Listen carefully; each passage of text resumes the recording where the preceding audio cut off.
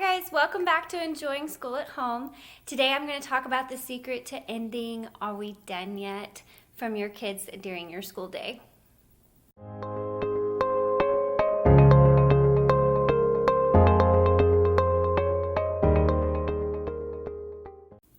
So the first thing I want to do to prevent my kids from whining and complaining at the table about their schoolwork and asking, "Are we done yet?" is to prepare them of what's expected at the beginning of the day. And you can do this with a checklist or a visual list of some sorts. I'm going to offer you 3 ideas on what you can do with your little ones. The great thing about telling them what to expect for the day and their responsibilities is it lets them know that their schoolwork is not never ending, that it won't take the whole day. They will get to finish and get up and go play and do other things. Another great thing about it is that you can offer some sort of incentive or reward for the end of that, and you can really start developing that sense of character in regards to, I get my work done and I work hard and then I get to enjoy something. Now, when I was first getting started, a lot of the advice that I got was to get a big dry erase board and write everything down that each child needed to do. And then your student can erase or scratch off and they can get that feeling of accomplishment of getting it done. I love this idea for upper elementary students or intermediate age students that you are teaching structure to. If you have older kids, such as high school students, I would expect those kids to be doing their own to-do list of what needed to be done with a little bit of oversight by mom, but not so much built-in structure by mom. Unfortunately, when I thought about this for my pre-K student last year, who is now a kindergartner, and my first grade student now, the idea of putting up a list of a bunch of words to pre-readers or beginning readers, I felt like would be overwhelming. And it didn't really mean much to my little guys. It only really meant something to me. So I didn't want to present them at the beginning of the day with this long list of this is what we're going to do today. I went searching and just came up with some own homemade ideas of how I could make it fun for them. They could be involved and they get that feeling of accomplishment. Remember, please take it, try it, toss it philosophy or mindset. If you find something you like, please take it and try it. If you don't like it, toss it, don't worry about it, and we will try again next time. So the first thing I want to show you is a list that a girlfriend made of mine. Now, we were talking about this same thing. My kids are whining and they're asking, "Are we done yet?" And I really just want them to be motivated and engaged in the lesson. So she took this idea of something that I had previously used, which I'll show later in the video, and still did a checklist form, but she added visuals to it and laminated it to make it dry erase so she could reuse it every day. And she builds that list out with her child at the beginning of the day. She has 2 students that are homeschooled. She builds that list out at the beginning, and then at the bottom of that, you can see they get to choose their own reward, whether that's audiobook time, and I think one of them likes a piece of chewing gum. That's what they get at the end of their school day. And so here's an example of what hers looks like, and she did a great job. I love that there are visuals. I love that she can reuse it every single day. Just erase it with dry erase, being that it's laminated. And she has one for each of her students. So that's a great option for a younger student. For me personally, I tend to have more than just one subject. For Bible, we might have a Bible story time, a Bible hymn, our prayer that we're learning, or just prayer time in general, and then also some form of scripture memory. Well, that's a lot of things to fit in just Bible time. So the checklist doesn't always work out for me as easily that way. So here's an example of a progress chart.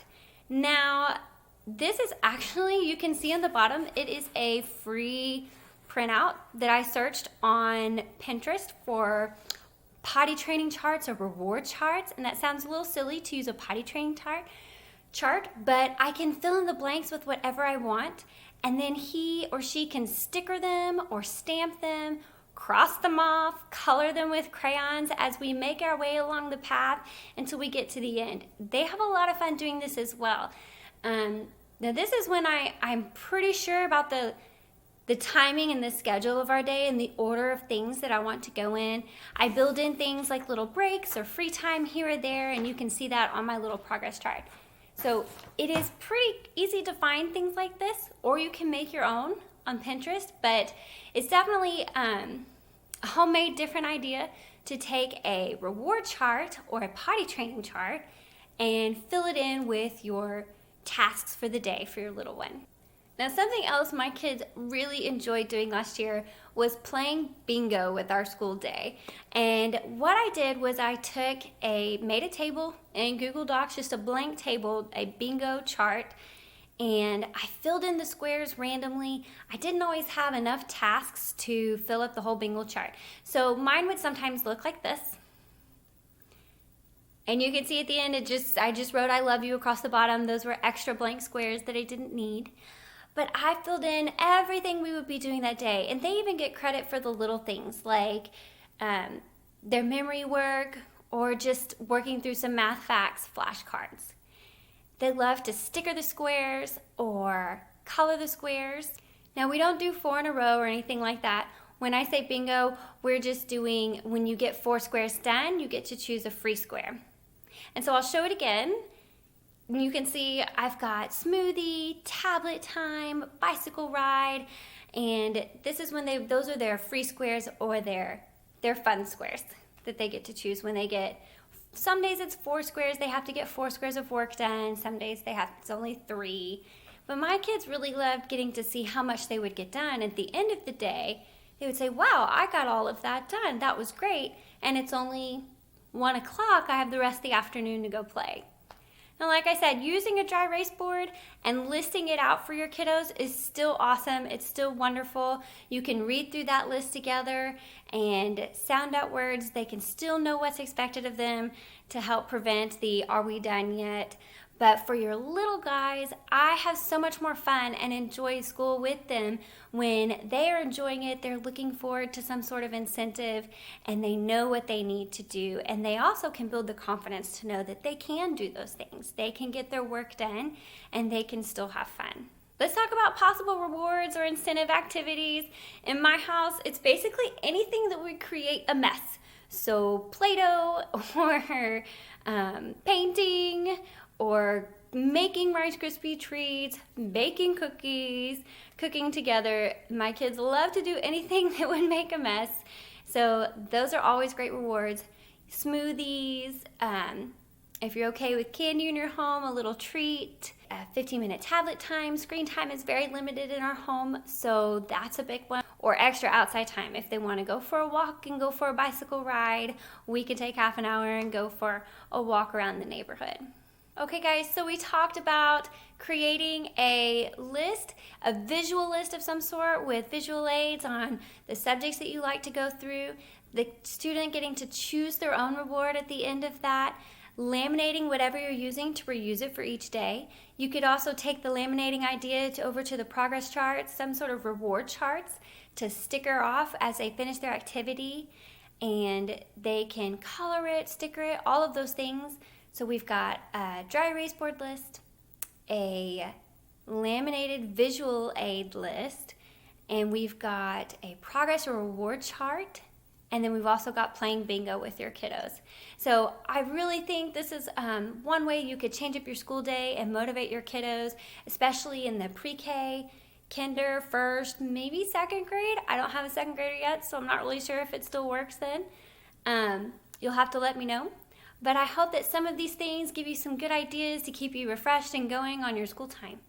For me, the end goal is to help our kiddos become responsible, independent learners who can self-pace and self-check on their own, create their own daily to-do list, and to be responsible to get their work done before they go out and play. And this is one of those ways that we can even instill that really early on and make it fun for them. Teaching personal responsibility never gets old, y'all. We all have the choice of to get our chores done on the weekend, to go out and clean the car, or the garage before we lounge around on the couch. And so I love that we can take these things and instill personal responsibility. I hope that you found something helpful today.